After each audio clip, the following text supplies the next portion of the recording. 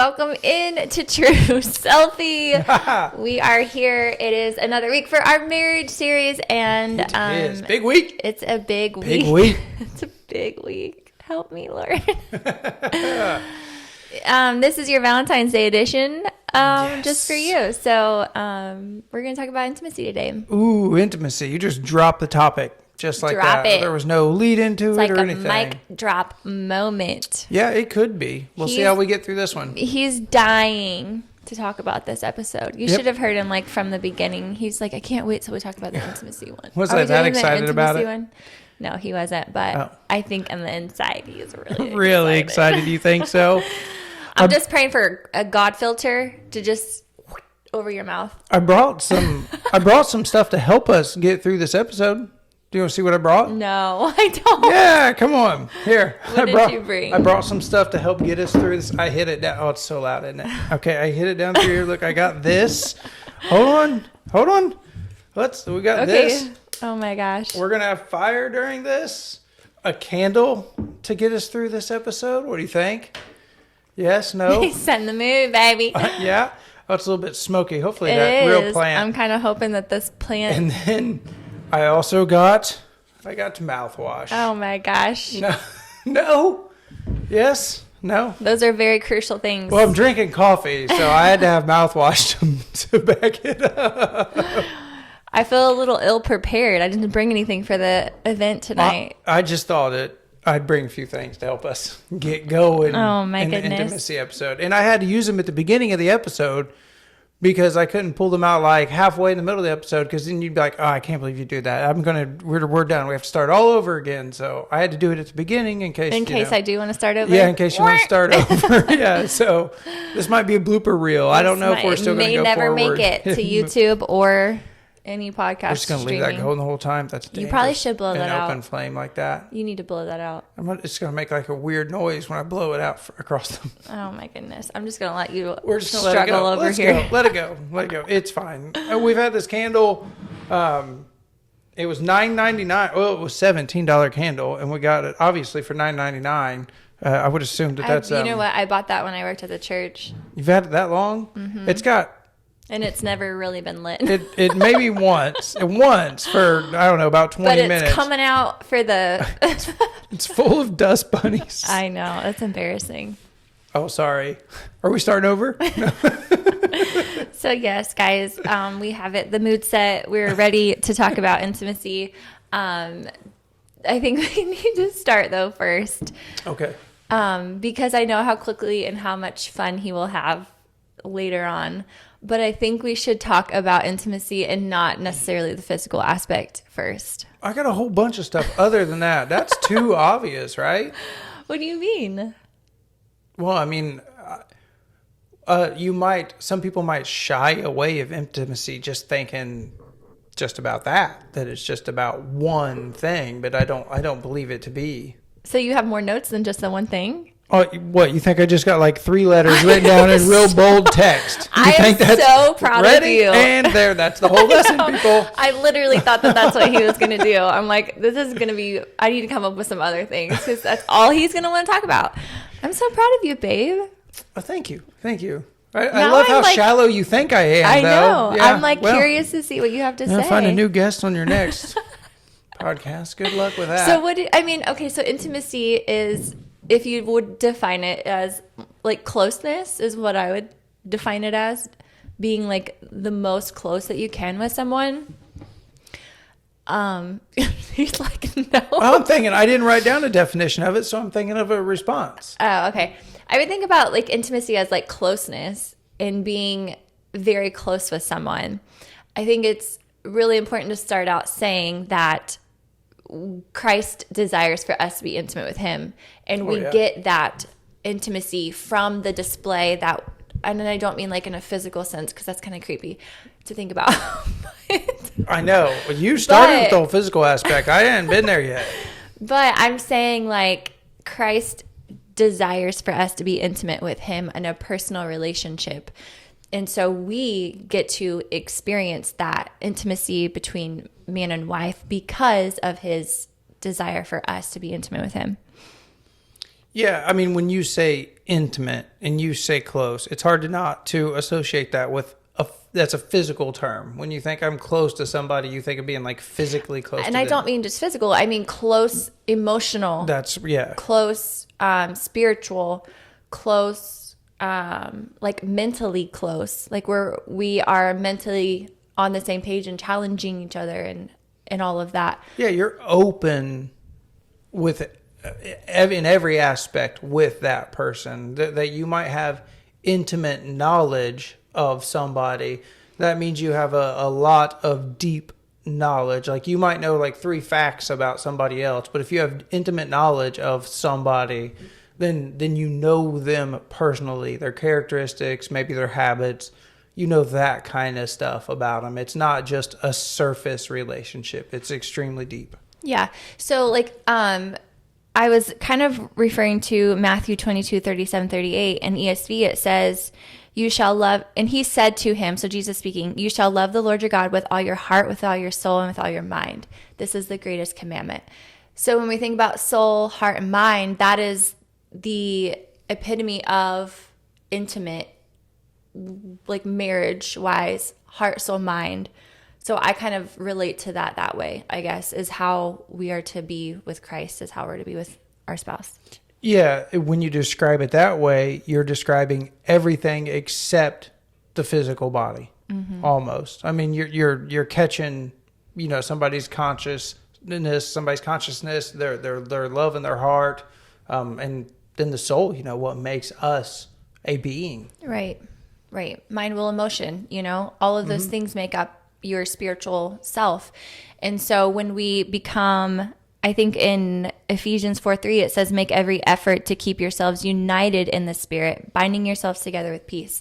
So there is an intimacy between us and Holy Spirit, us and God, us and Jesus.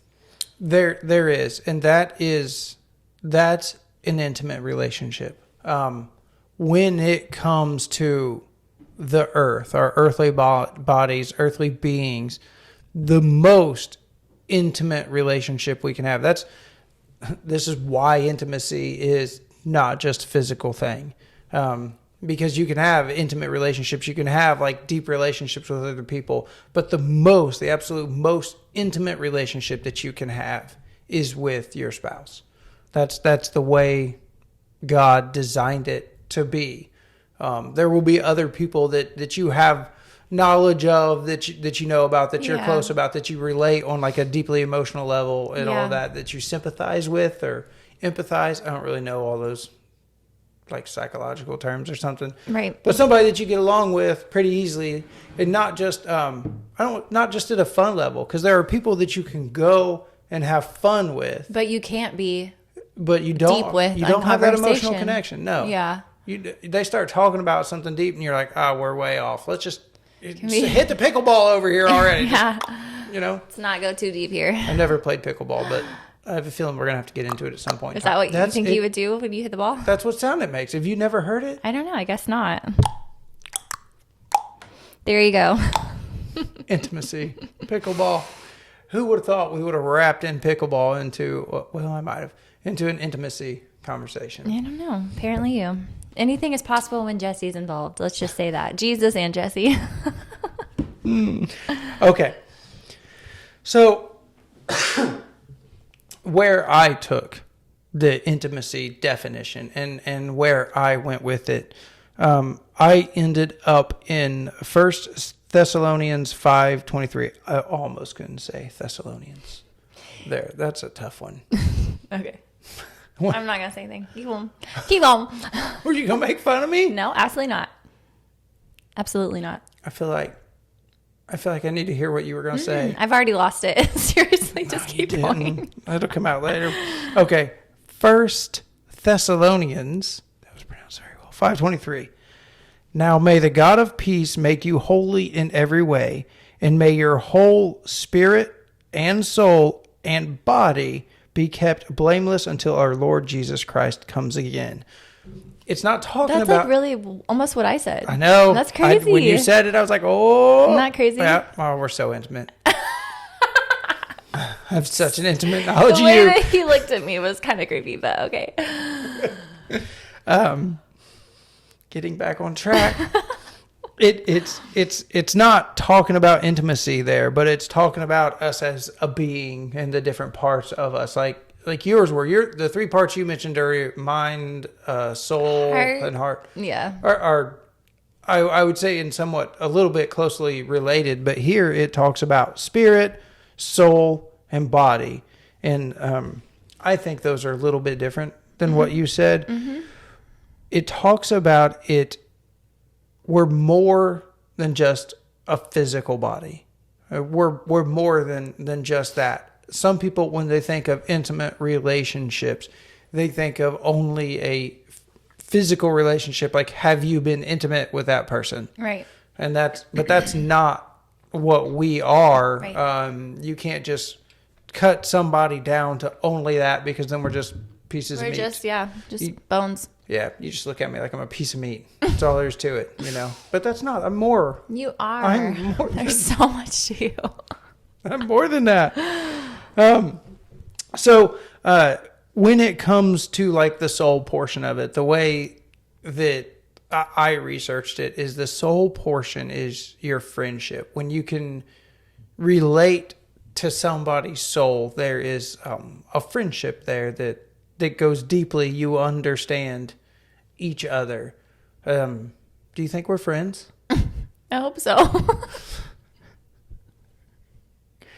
What? What kind of question is that? Of course we're friends. You're my best friend. Oh, okay, good. Good. Best friend. Besties. I know. I believe that. Yeah. I believe you to be my best friend. Yep. I confide into you a lot of stuff, all my secrets, all of that.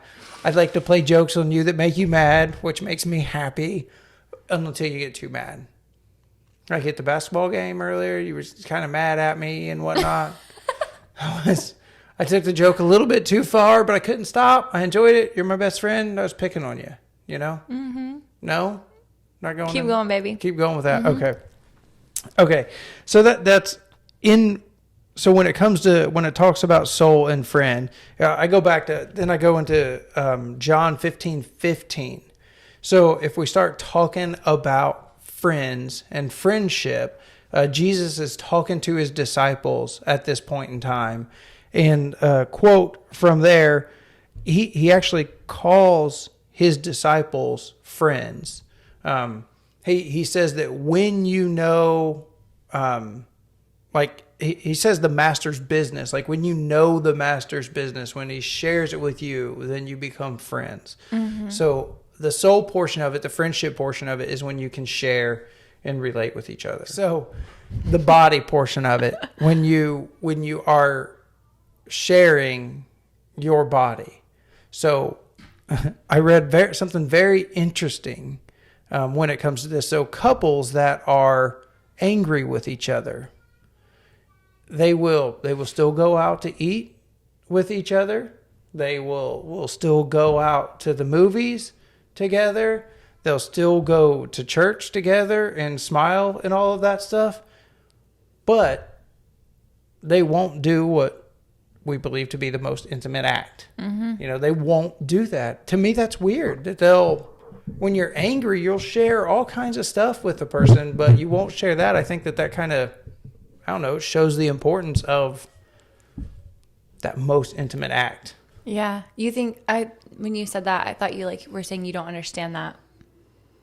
But it's hard when you're angry with someone to put that out there, to release that. To give something that you know that they want, I guess. That's true.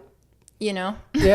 No, I know. You pointed right at me. It's like, I know he gonna like that, and I'm too mad to even. But you'll still satisfy your other fleshly needs. Like, you're hungry, even though you're angry, you'll still feed your body. Yeah. Even though you're angry, you're like, I still want to go see that movie. So even if I go sit next to him, I'll still go see that movie. So it highlights the importance of that. If people don't think that that's not important or not, imagine all of the things that you will do when you're angry, but you won't do that. That moment, I mean, going into sharing that deep between two people will break down walls. When there is anger or conflict or whatever, I don't want to say there's nothing better, but that is certainly, I believe, one of God's intentions for that act. Do you have scripture for that? No, but I got something. I got something good next. At least I feel like this shows the importance of it. So here, check this out. Okay. When you're single, or maybe not, when a man is single, that's like the enemy makes him think about that all the time. That's what a single man or woman. Okay, Yeah. Well, I don't know. I'm not in a woman's head. But it's like all you want to do. It's like you think about premarital in a sinful way. Yeah. That is just everything. Everything. And the enemy pushes you so much, puts people, everything in your path to force you Entice into sin. Yeah. You know? Once you're married, the enemy does everything he can to keep you and your wife from doing that. Yeah. A bad TV show, a bad ride home, an upset stomach from a spicy dinner. I mean, the enemy's doing everything that he can. So don't tell me that that's not a powerful tool and that the enemy's not using it, you know? Well, I know, but we see that the enemy uses it in that regard anyway. Like, you can look anywhere, like with porn, with, even scrolling on social media. There are half naked women that are on your friends list, and you're just like, not mine. What? But it's just everywhere. It's because it is such a powerful thing, and it brings a lot of good under the context of marriage and under the commitment and covenant of marriage. But outside of the covenant and commitment of marriage, it brings destruction and brokenness and hurt and pain. And so the reason that it is over sexualized or it's just seen everywhere is because the enemy knows the importance of that powerful moment. It is. I mean, we know it's a tool. It's a tool, just like many tools. When it's used in an absolute godly fashion, the way God meant for it to be used between a man and a woman in marriage, it is extremely powerful. Outside of that relationship, it is extremely dangerous, and it can lead down so many different paths. Yeah. It is hard to talk about the topic of intimacy, I think, because in a church setting or in being a Christian, it's so like hush hush. And I mean, growing up, nobody talked about it. Everybody was just told like, it's not right until you're married, and then that's it, And so as you're growing up, you get all of these insights from different people, from different kids, from your health teacher, from just anywhere that you can find it, from a TV show, from watching a movie. Like, you start to develop what is normal and what it looks like from movies, and you know what I mean? Yeah. And because nobody talked about it and nobody told you what it was, like, it is good, is it bad? Like, and so as someone growing up without being instructed, we start to get these false ideas of what that intimate act is. And so there is this credibility that we've put in our minds of how it looks like, what we're supposed to do, what it may feel like, whatever, all of these false and fake things. And until you're in that marriage covenant, you're not going to understand it and how it's intended to be. Yeah. We grew up in different circles. It was... Yeah, it wasn't talked about in the right way. It wasn't. But it wasn't. It was talked about. Yeah, but I wasn't. heard people talking about it, but I was never really fully instructed on what it was. Is it biblical? the reasons why it's not appropriate for your age. Look at you closing your eyes. I'm trying to. It's one of those things that you never understand the power of it until it has happened. Like you just don't. People can explain it to you, and all of the young kids don't. They just. It's hard for them to grasp the power of it, and they don't understand why all of us adults are like, no, it's biblically this way. Do it this way. Do it this way. Do it this way. Wait. Right. You know, until that moment, because you're just not ready to handle it until you're in that godly relationship. Right.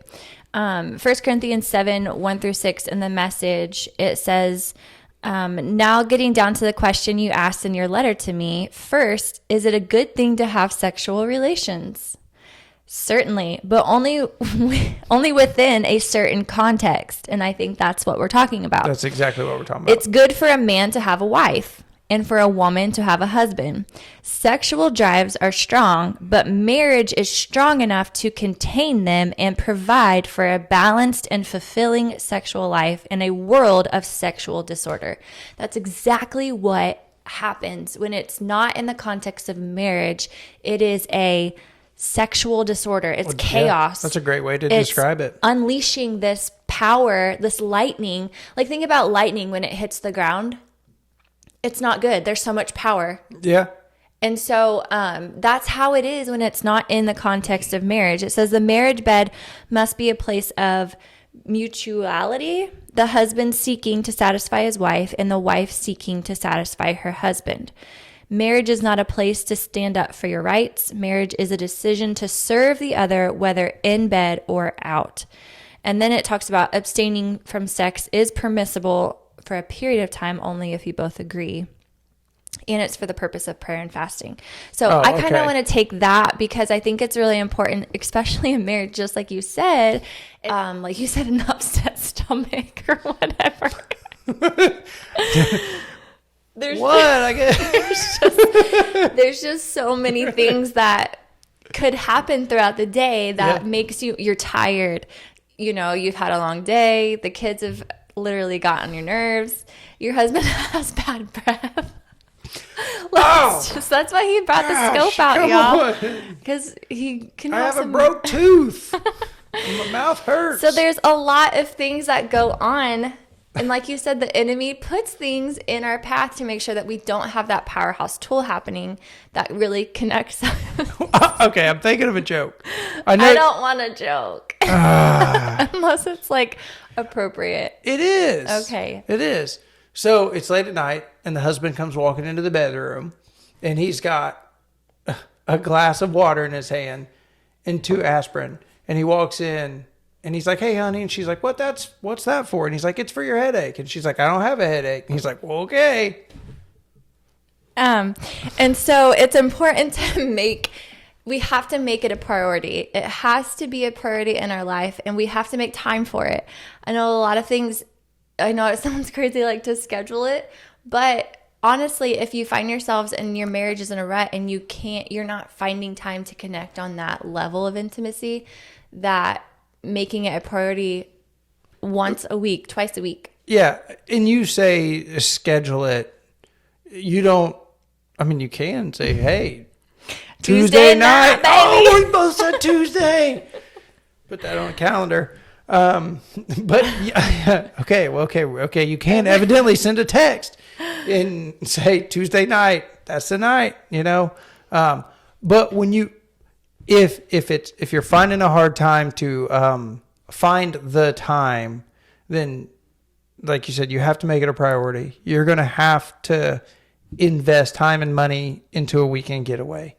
You're going to have to invest in a babysitter. You're going to have to. The enemy is trying to keep you apart, and you're going to have to make time to be together and strengthen your union, your marital bond. Again, because I can hardly imagine a more powerful tool than that to bring a married couple back together if you start to stray apart, it's going to impact the ministry of your marriage. And we are married. We are married so that we have each other to get us through this life, this physical life. We have each other to lean on. We have each other to share burdens. We have each other to confide in, to have this intimate relationship with. But our marriage is a God-designed relationship for His glory. Right. And like, if you think about like in the Bible times, I know so many times that we justify our covenant marriage by like a certificate, and it's given by the government or the Where's state. our marriage license? Do we even have that? Oh, you do have a marriage license. Okay. But like that, we feel in our minds with our culture, like that is what determines whether we're married or not. But back in the Bible times, they didn't have documents that they had to go around and have people sign them. It was the act of that moment together, the physical act when you became one. Yeah. That is when God said, they're married. And so that is God designed. God says in that moment when you connect, you're married. It's not a government thing. It is something that God designed, and that is part of the marriage covenant. So you have to make it a priority. If you're not being intimate physically with your spouse, it is crucial and it is required to fulfill the needs of the other person. I know women a lot of times don't really need it, that we may want it here and there, but men do require that need. And so as women, we have to realize that it is a physical need for them to do that and to have that moment of intimacy, and we can't withhold it. The Bible just tells us in 1 Corinthians 7, it says, abstaining from sex is permissible for a period of time if you both agree to it and if it's for the purpose of prayer and fasting. So wife, if you're withholding because you're angry, that's not biblically based. You cannot withhold that because it is something that serves your husband, and it is a requirement and a need physically for him. We can't abstain from it. I'm like, in our other podcast, we talk about, servanthood and all of that, and the bond of a marriage, and how a man should love his wife as he loves himself, and we talked about love, respect, all of that. If that's all going on, it makes all of this so much easier and so much better. If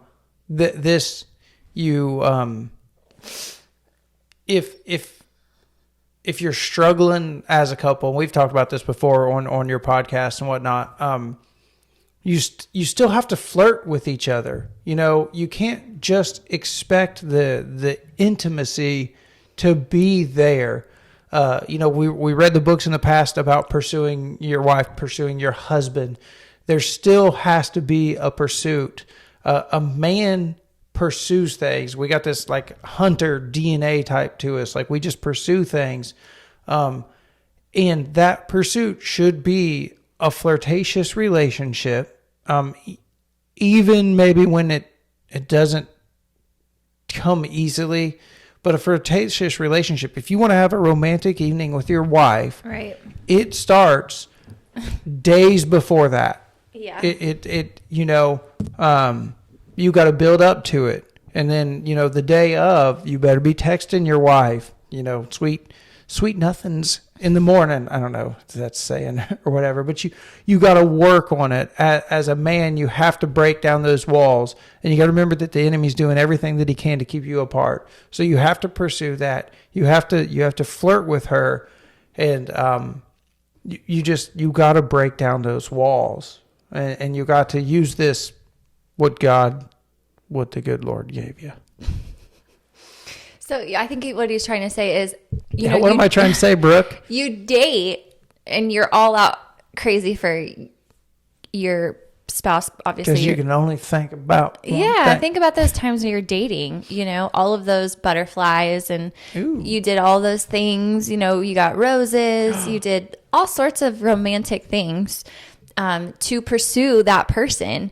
And it cannot stop the second you get a ring on your finger. Like right. it's a continual pursuit till the day you die. And if you're not pursuing and you're not putting in the effort, then all of this stuff is going to seem impossible to do and to be excited about, you know? But women, you have to get creative in showing that pursuit to your husband, you know, complimenting him, telling him like things that they want to hear, like, you know, I trust you, or things like that, because they love that respect, kind of like what we talked about. They like to hear those things. But I mean, get creative when the door's closed too, you know? You just have to find ways to be flirtatious with your spouse.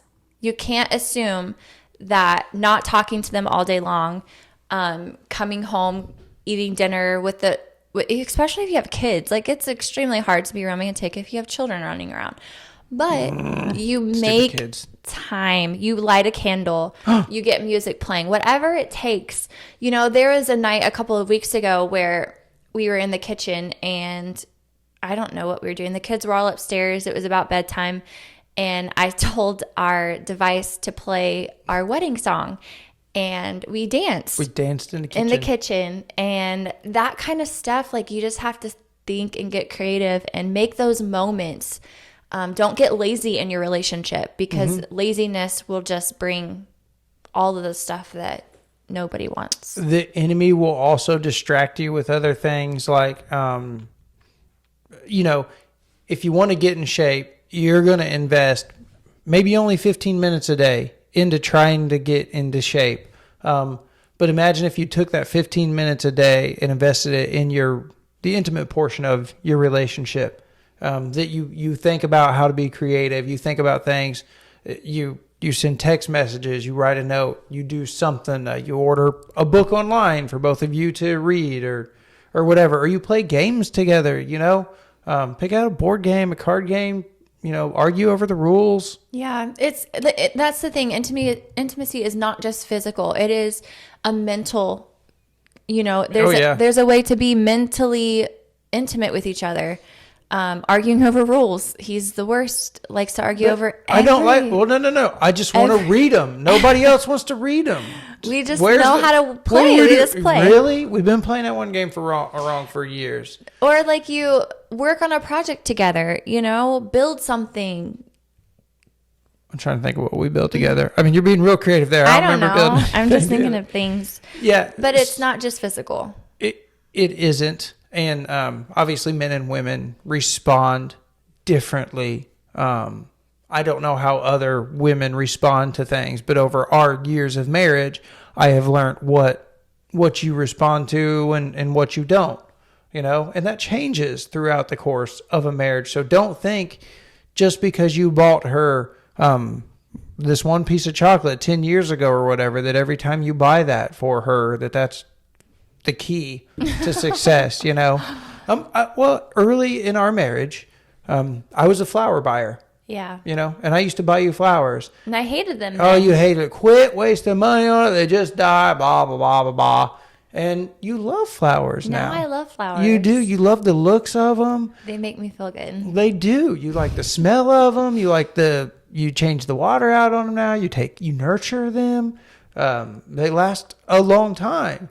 And I saw that change, and it's been about a year and a half ago now. I chose 1 month because of a study that we did even longer than that, and I bought you a different set of flowers each week for an entire month. Really? Yep. It was August a few years back, 21 or 22, 22 or something, and but it's it's just little things like that. You just got to pay attention. He's really good at it. I don't know. I'm sure all the women are like, is he like for real? Yeah, he is really for real. I was just talking to somebody on the phone today, and she was just talking about how grateful she was for her husband, because he was just a really good, supportive, and she's never had a husband like that, you know. And so it's she's like, I don't even know how to act because he's just so good to me. And I'm like, girl, I know exactly what you mean. I feel like people like, I say things or I post things or I and I talk about how like really awesome of a husband you are. And they're like, you're an awesome wife. And they're just like, I don't feel like men like that exist.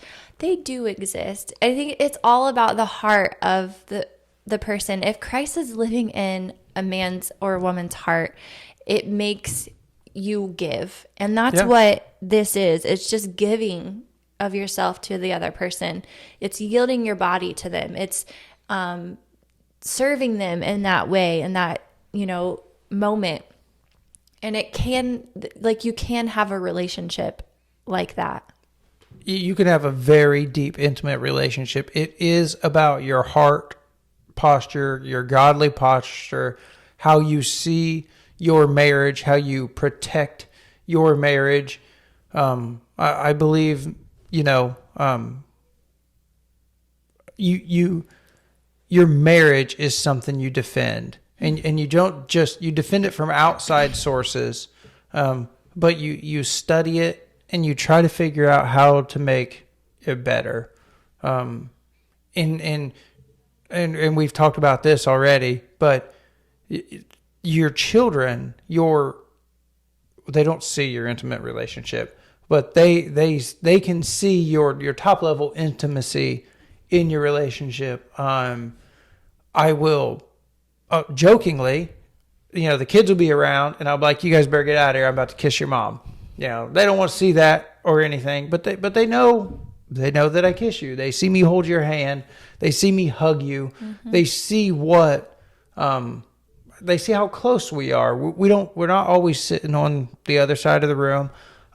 If I had a recliner, something a little bit better on my back, I'd probably sit. I won't get him a recliner because he'll never sit with me on the couch. She's going to throw out my back, make me sit in these chairs. He's never going to have one. I know, but I'll sit next to you and I'll suffer the pain to be next to you. That's right, baby. But they see me, buy you flowers. They see all that. I saw my dad buy my mom flowers. And I don't know if you remember, back in the 90s, they came out with I don't remember because I was like 2. I know. The greeting cards are these like little itty bitty cards. All of a sudden, they started making them like this big. Like it was like a card. A happy birthday. They still make those. I know, but I don't see them anymore. And I was a little kid. As far as I know, they were invented in the 90s. Maybe they've been around forever, but that was the first time I saw them. Yeah. And I remember my dad getting my mom one of those, and I was just like, "Whoa, he must really love her. He really loves her. He try and get intimate." No, I didn't know.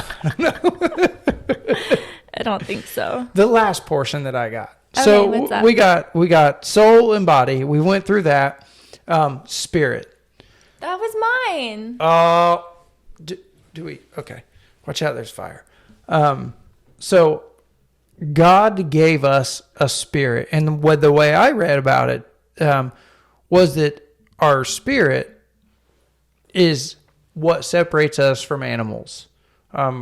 God gave us a spirit to commune with Him. Mm-hmm. We can talk to God through the Holy Spirit, but through our spiritual self, we can relate to Him. We can feel Him, all of that. And together, when we are married, when we become one, we need to continue to build that relationship. We need to continue to work together on that. So when it comes to your spirit, you need to be spiritual together. You need to pray together. You need to, I think one of the... We're trying to get our 3-year-old out of the podcast room. Sorry. Please hold. There's been an intrusion. Please hold. This is the enemy right here. No, just kidding. Back up. He's mad. Imagine if we were trying to be intimate right now. Somebody didn't lock the door. But, okay, let's get back. The spiritual part. To this here. You got to be spiritual together. We did a study a few years back where it talked about praying with each other before we went to bed. So not only can you be physically intimate before you go to bed, but you can be spiritually intimate before you go to bed. You are in a man and woman godly union as designed. you must be spiritually on the same page. You should pray for each other. You should imagine a moment where maybe you and your wife aren't doing very well. You're having a rough day, maybe arguing over something stupid, because there are lots of arguments over that stuff that don't really matter at the end of the day. We just can't hold our tongues. But you reach over, you grab her hand, you say, we're going to pray. You close your eyes, you bow your head, and then you pray to the creator of your relationship, and you pray over her. You pray over her, like your finances. You pray over your children. You pray over your house. You pray over her happiness. You pray over her safety. And then you pray over your marriage, and you just ask God to get in there. Imagine what changes in your life after that moment. I believe that's a great start to building intimacy spiritually. Yeah. I think spiritually is probably one of the hardest and most not accessed form of intimacy. I feel like there are probably a lot of couples that don't spiritually connect as they should. Think about it. Even in our marriage, like praying together was probably one of the last ones that emotionally we had deep conversations. We, shared we shared past, experiences with each other. We had those, we were friends. Yeah. Obviously the physical, the cuddling, the hugging, the kissing and all of that. The mental, we've disagreed on a lot of stuff. Learning things together that are new, arguing, but spiritually intimate was probably one of our last ones that we connected together in those terms. That is absolutely true. And it is one that I feel like a lot of marriages don't do. I don't know. I was trying to find a different word, but that's just all I got. They just don't. They just don't do. They don't pray together. A lot of couples will go to church together, which is amazing. And that is a spiritual form of being intimate with each other. You're spiritually going, to church. A lot of couples and marriages don't read the Bible together, or do ministry together. Ministry isn't just a pastor and a pastor's wife. Couple ministry can happen in any aspect, in any way. They're doing it. They just don't know they're doing it, because people know they go to church and they know that they're married. So they're doing ministry, maybe, but not knowing it. And if they're arguing and they're not getting close on that spiritual level, people are seeing that they're not. Right. And so the spiritual intimacy is just one of those things that not a lot of people tap into, but there's a lot of power in it too. The physical intimacy, I believe that can break down a wall to allow you to experience the spiritual intimacy, or vice versa. If the physical intimacy is not coming easy, then put yourself out there in a vulnerable position in a different way spiritually, and pray together. Because there for a short while, I think it was a month and a half or so, you and I were alternating prayers each night. We would roll over and pray for each other each night. Obviously, some days are easier to do that than others. But doing that puts a covering on your marriage, and it's putting your foot down and saying, this is a godly relationship, and we're going to do everything in our power to do everything godly in it. Yep, that's good. So we've hit almost every aspect of intimacy tonight, and I hope that, today, it's tonight for us. And I hope that it was spoken well and received well. I hope so. Are you deleting anything that I said? I don't know. I guess we'll see. Facebook might mute us. I don't think so, but yeah, there's worse stuff out there than what I said. Yes, 100% there is. Okay. So one, let's make sure that we're intimate with obviously our Savior, having that intimate relationship with him. And then out of that, like I said, where that heart comes from, it's easy to walk out an intimate life with your spouse once you have the heartbeat of God living inside of you, So that's all I got. What do you got to say? Oh, that's it. I was just going to all of your stuff there for a while. Yes, that is the ultimate loving, sacrificial relationship where it's just the greatest example of sacrifice, where somebody laid down their life for the rest of us so that we may enjoy our lives. So we just got to get out there. We have to serve each other in absolutely every way as God intended. Right. So thanks for listening tonight. We hope you come back for next week. And if you aren't already sharing this podcast, please share it with your friends, your family. You can tag them in the comments here. And we hope to see you next week.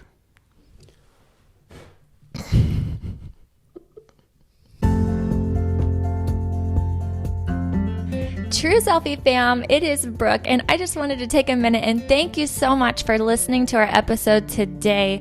I wanted to let you know that there are plenty of ways that you can support this podcast. What you just did right now is supporting it just by listening, and I just want to say I appreciate your listen. But there are other ways to support by sharing on your social media platforms, leaving a star or review from wherever you are listening from, or you can financially support, whether it be through clicking the More Featured tab. You'll see a link that says support this podcast, and that gives you the flexibility to do small monthly contributions. That's right, as little as 99 cents. And you can also support through my website. It's brookegunther.com by clicking the donate tab, where you can do one-time contributions or monthly contributions that are accepted through PayPal, or you can use your debit or credit card. However you support, I just want you to know that I appreciate you.